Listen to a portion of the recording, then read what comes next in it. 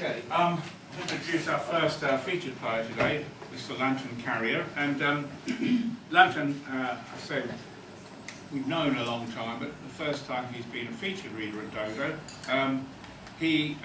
His spiritual magnum opus, if I can tell you a little bit about his publications, My Guru's Three Chinmoy Life and Teachings, is available on Amazon. And his first poetry book, 40 Roses for My Lord Supreme, is currently out of print. But he is in the process of writing two more books, one in prose called Maxims for Our Children, a look at the teachings of Jesus, the Christ, and Blossoms of the Heart, a book of inspirational poetry. He's written in many genres.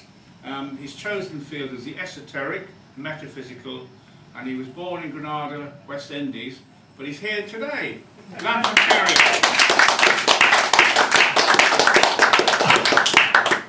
Patrick, you put so much love and detail in this very short summary. I'm impressed. A tapestry of colors. Rain clouds are descending like a multitude of sentient beings. Struggles rise from the embryo, sometimes taper with passing age. All around is wonder, yet my heart is paved with sorrow. Spring rises, winter dissipates. Nature offers solace in solemn days. Hope pushes me in search of an unfathomable tomorrow. I rise and sleep and rise. Still no beacons, no virgin dawns. Beneath this murky veil my flames burns brightly. Routinely, I pursued my own desires.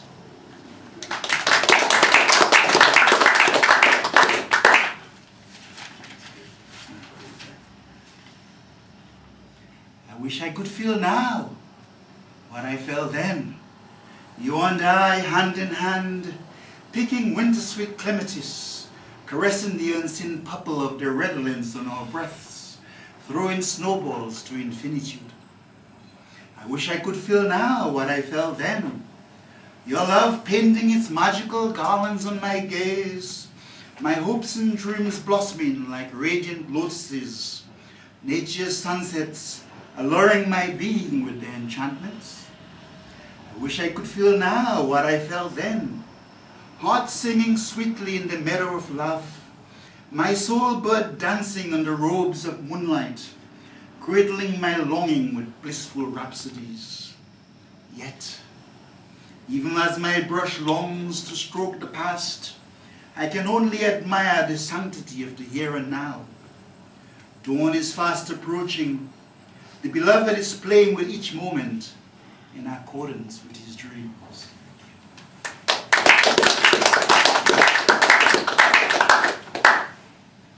They will say that I died today. At best that I was a noble spirit. A few more sermons and my casket will be lowered, some shedding a river of copious tears. Yet the fawns will rejoice. The hydrangeas glimmer with the sun. The pink magnolias will blossom, pay a standing ovation to my words and music. The sweet intimacy of daffodils will kiss and nourish my soul. Oh love, you've prepared a golden harvest for my arrival. On the Elysian lap of sleep I travel into the mansions of supernal light. The diamond wings of eternity beckons as I am draped in the banner of your victory, paying homage at the feet of the beloved one.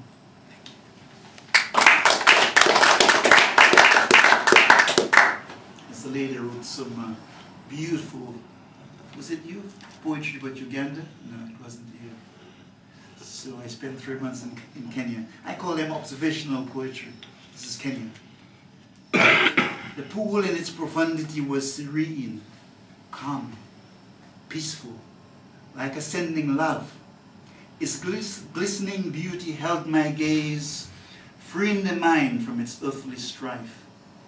The translucent light of the scattering clouds whispered softly to an inquiring heart, delving deeper into this kiss of light. The sweet melody of starlings befriend me as the light winds and foliage hug my spirit. I look at the exquisitely knitted braids of the girl in charmed offensive, tugging at her eloquence and allure. Beneath the green canopy in the garden terrace, I blow love bubbles from my soul to the ecology of this magnificent setting. The sun's shimmering rays dance with the ripples. My breath spins with a renewed energy, quickening the soul with its delight.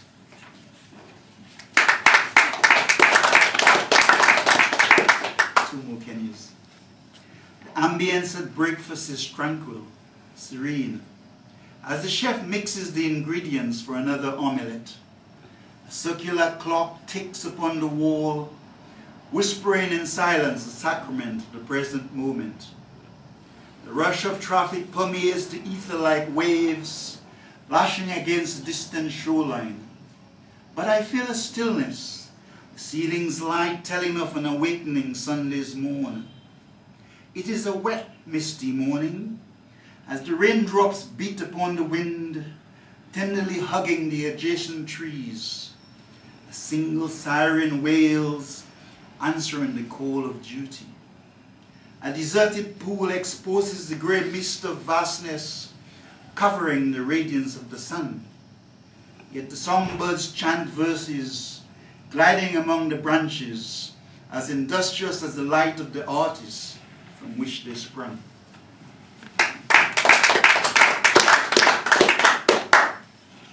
Today the sun shines brilliantly, piercing through an indigo blue sky.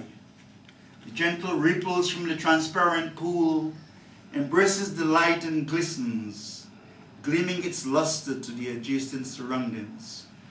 The verdant hue of the leaves and foliages waltz with symmetry, the ecology awash with vibrancy. The starlings continue to mimic the beatitudes of Christ, and even the diligent gardener pruning the hedges fills my heart with speechless joy.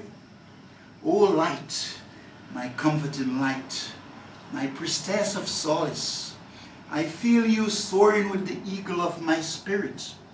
The cute, petite Chinese girl with the straw-woven hat seems enamored of your rays, as my soul sings to the morning sun, echoing the lyrics of Marley's love.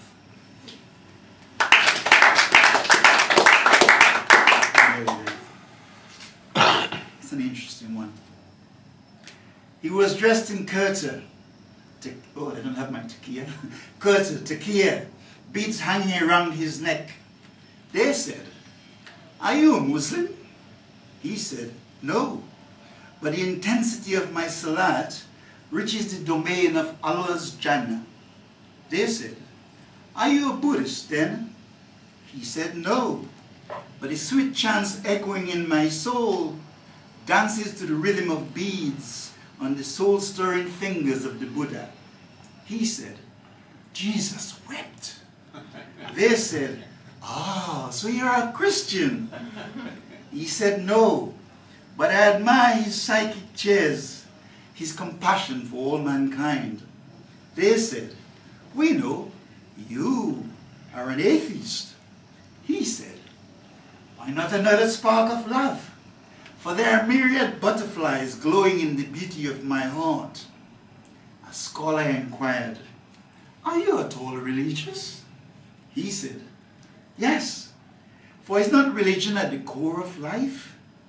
When the campaign's over, we vote to abstain from politics, but it invades our kitchens, tussles with the very air we breathe. So too the grandeur of love illuminates the very pages of all sacred texts, permeating our hearts and minds. Like the newborn, it shines with the light of beauty into the core of the ever-effulgent consciousness. Finally, the Sierra said, "I know, you are a servant of the servant of love." He looked at her in silence and smiled sweetly, transmitting a healing energy deep within his soul.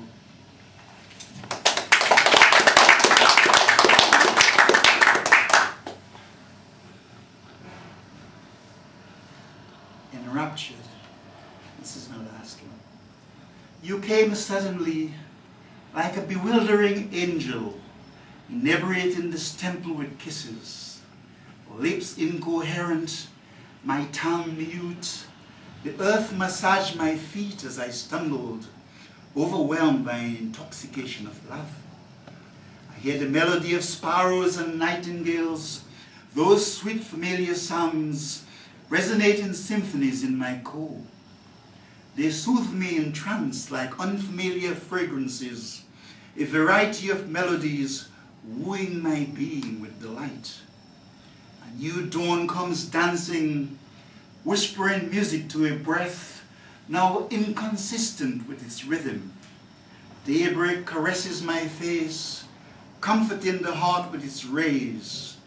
My ego dies as you pour nectar into my being, trickling its way like a fine vintage into the profundity of the soul.